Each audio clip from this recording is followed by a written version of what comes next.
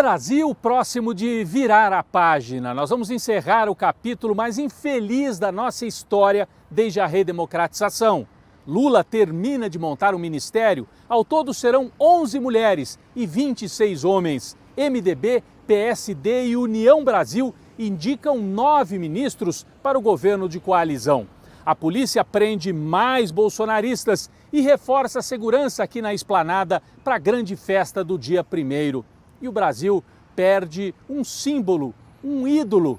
O Rei Pelé morre aos 82 anos. Eu sou Rodrigo Viana e estou em Brasília para acompanhar o início do 3º governo de Lula.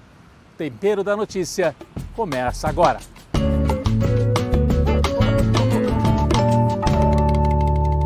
Operação Nero. Esse é o nome da ação que foi feita esta semana pela Polícia Federal e também pela Polícia do Distrito Federal. Dezenas de buscas e apreensões e também prisões de vários bolsonaristas, tanto aqui em Brasília quanto em outros 7 estados brasileiros. Eles estavam ameaçando a segurança da posse no dia 1º de janeiro, a posse do presidente Lula. Operação Nero. Nero foi o imperador que colocou fogo em Roma. E quem é o Nero brasileiro? Quem é que mandou incendiar Brasília naquele dia da diplomação de Lula? Todo mundo sabe quem é que mandou colocar fogo nos carros aqui em Brasília e todo mundo sabe quem é que está por trás também desses atos golpistas na porta dos quartéis Brasil afora. Ele vai ter que pagar pelo que fez ao longo de 4 anos e também nesta reta final, nesses dias de transição rumo ao governo de Lula. O futuro ministro da Justiça, Flávio Dino, avisou que esses acampamentos bolsonaristas e golpistas em frente aos quartéis do Exército pelo Brasil inteiro terão que ser desmontados ao longo dos próximos dias. Eu fui ao acampamento aqui em Brasília, em frente ao quartel-general do Exército, e ainda tem muita estrutura lá. Tem banheiros químicos, área de alimentação, barracas montadas, com segurança inclusive do Exército. Tem mais estrutura do que gente. Mas ainda há vários bolsonaristas ali reunidos. O ministro Flávio Dino avisou que esses acampamentos têm que ser desmontados e especialmente isso é grave aqui na capital federal, porque dali saem esses vândalos, esses terroristas em alguns casos, que colocaram fogo em carros e que inclusive foram presos com bombas, estavam ameaçando explodir bombas para tumultuar a posse do presidente Lula. Então, vão ser desmontados esses acampamentos, vão ser. O ministro do Supremo Tribunal Federal, Alexandre de Moraes, acatou um pedido da equipe de Lula e proibiu o porte de armas até o dia 2 de janeiro de caçadores, colecionadores, aquele pessoal de clube de tiros, os chamados CACs. O porte de arma está proibido aqui em Brasília até o dia 2. Claro, policiais, segurança, gente das Forças Armadas, esse povo pode continuar usando armas, mas os CACs não, porque há vários bolsonaristas aí nesses grupos que também estão ameaçando provocar tumultos. São várias ações e com isso a fervura vai baixando. Eu posso dar o meu testemunho ao longo dos últimos dias aqui em Brasília, o clima é de normalidade nas ruas, com exceção ali do QG, em frente ao Exército, e que fica distante aqui da esplanada onde vai acontecer a festa de posse. Com exceção desse QG do Exército, o clima de absoluta normalidade, muita gente chegando de outros locais do Brasil para participar da festa da posse. Estarão presentes vários chefes de Estado e o presidente eleito e diplomado, Lula, disse que o povo deve vir para a rua. Convidou as pessoas a estarem aqui na rua para essa grande festa no dia 1º de janeiro. Lá atrás a gente já observa aquele palco amarelo e verde ali ao fundo, é um dos palcos onde vão acontecer os shows no dia 1º de janeiro. Mas vamos ver o que Lula disse para o povo, convidando as pessoas para virem para a festa da posse. Todo mundo está convidado para o ato da posse. Todo mundo está convidado para o ato da posse. Por favor, domingo esteja aí, que não vai ter barulho, não vai ter... Sabe? Não fique preocupado com barulho. Não fique. Quem perdeu as eleições, fique quietinho. E quem ganhou tem o direito de fazer uma grande festa popular aqui em Brasília. Um beijo. Bom, esta fala de Lula aconteceu no Centro Cultural Banco do Brasil, o CCBB, que fica aqui em Brasília e é o local do governo de transição. Esta semana, Lula esteve ali e apresentou os nomes que ainda faltavam para compor o ministério. Lula apresentou os últimos ministros para compor a equipe. Ao todo, 37 ministros e ministras. Serão 11 mulheres e 26 homens. A gente repara que ainda está longe de uma equidade completa, né? 11 mulheres e 26 homens, mas é o ministério com o maior número de mulheres na história. E nesses últimos nomes apresentados por Lula estão Ana Moser, para o esporte, Sônia Guajajara, que será a ministra da nova pasta criada, a pasta dos povos originários, né, justamente para cuidar dos povos indígenas. É a primeira vez, né, que nós teremos uma liderança indígena num ministério. E também os nomes de Simone Tebet e de Marina Silva. Simone Tebet no planejamento, Marina Silva no meio ambiente. Estas duas têm importância também pela sua história e porque simbolizam esta frente ampla que estará em torno de Lula para governar. A gente se lembra que algumas semanas atrás a imprensa tradicional estava criticando: o Lula só nomeia gente do PT. Calma, nesta última semana vieram os nomes da coalizão. Simone Tebet é do MDB, a Marina é da Rede, então nomes mais amplos. E o Lula ampliou ainda mais.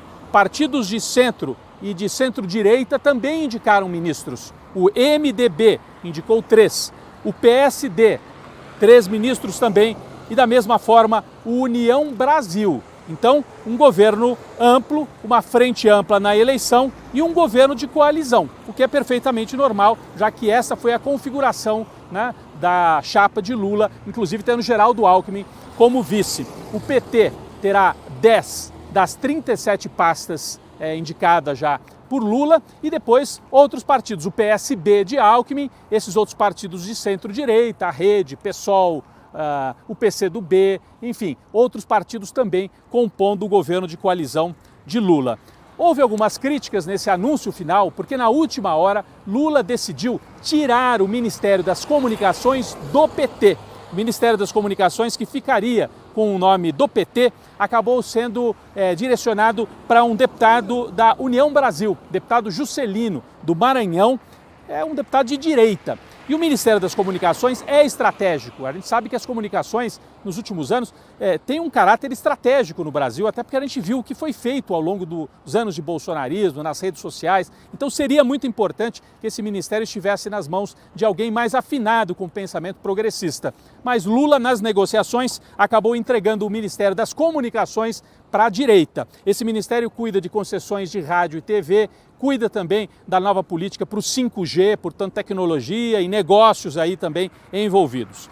O PT, Partido dos Trabalhadores, ficará com uma outra pasta, a SECOM, Secretaria de Comunicação, que daí cuida das verbas publicitárias e da política de comunicação do governo propriamente dita. Essa pasta aí sim ficará com o PT, deputado Paulo Pimenta, do PT do Rio Grande do Sul, e deve vir para a SECOM, essa é uma informação importante, uma coordenação da questão da mídia digital e das big techs, como regular estas novas mídias que têm um caráter decisivo aí também para a democracia. Como regular, né, o funcionamento dessas mídias. Isso ficará com a SECOM, com o deputado Paulo Pimenta ali na SECOM, dentro do Palácio do Planalto.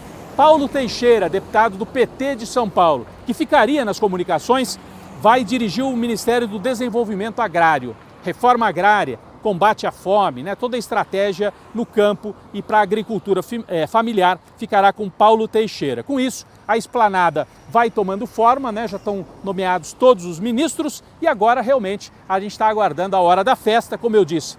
Os palcos ali atrás já para a festa que começa por volta de 10, 11 horas da manhã, por volta de 2 horas da tarde, o presidente Lula deve sair num pequeno trajeto de carro, a gente não sabe se em carro aberto, por questões de segurança, ou se num carro blindado. Lula deve sair da Catedral de Brasília, que fica logo aqui ao lado, e se dirigir até o Congresso. E esse vai ser o momento do contato com o povo.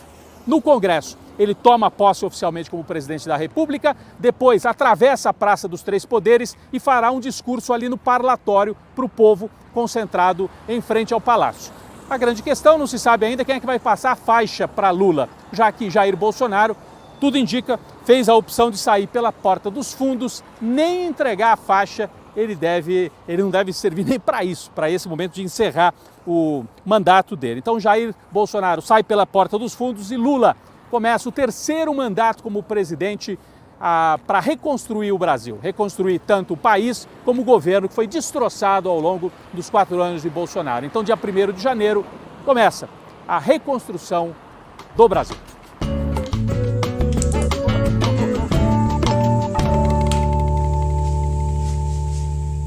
Quem vai para a panela de pressão nesse momento de virada política no Brasil é o bolsonarismo, a família Bolsonaro especialmente. Nesta hora em que o país se prepara para o início de um novo governo, de uma nova fase, a família Bolsonaro, especialmente Jair e o filho Carluxo, se preparam para fugir do Brasil. Tem até avião já. Pela primeira vez, um presidente não consegue se reeleger na história democrática do Brasil de 88 para cá, né? Fernando Henrique, Lula, Dilma conseguiram. Bolsonaro, não. Além disso, com o silêncio que manteve, ele incentivou esses atos de balbúrdia, em alguns casos de terrorismo, de gente que está na frente dos quartéis e que saiu às ruas, como aqui em Brasília, né, botando fogo em carros, etc. Mas fica uma pergunta. Ao agir assim, ficando em silêncio, se isolando, Bolsonaro tem capacidade de liderar a oposição ao governo Lula? Muitos aliados dele acham que não. Bolsonaro se isolou demais, perdeu a capacidade de articulação e pode ser superado por outras figuras que assumiriam esse papel de liderança da extrema-direita ou da direita no Brasil. O nome mais falado, Tarcísio de Freitas, novo governador que vai tomar posse em São Paulo, veio do bolsonarismo e pode ter aí esse papel de articular a direita, a extrema-direita, até porque vai comandar o segundo orçamento do país à frente do governo de São Paulo. Outro que pode tentar liderar a extrema-direita é o general Mourão, eleito senador, porque daí tem a simbologia da farda, é um militar e poderia também liderar esse campo. Fica só uma questão. O Bolsonaro termina o mandato com quase 40% de aprovação. Então ele sai derrotado, mas ele ainda é aprovado por quase 40%. Ele é desaprovado também por 40%, é um empate, né? Mas ele tem um capital político que está se esvaindo e a dúvida é se ele pode transformar esse capital político em liderança de oposição ou se ele vai se isolar e vai ter que pagar na justiça por tudo de ruim que fez ao Brasil.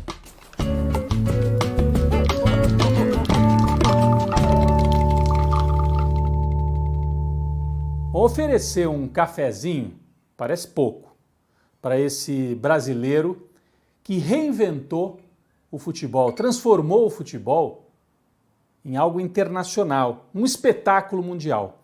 Os mais novos acham que foi a Premier League da Inglaterra que fez isso, ou o Campeonato Espanhol, porque atraiu jogadores do mundo inteiro, o Campeonato Italiano. Não, muito antes.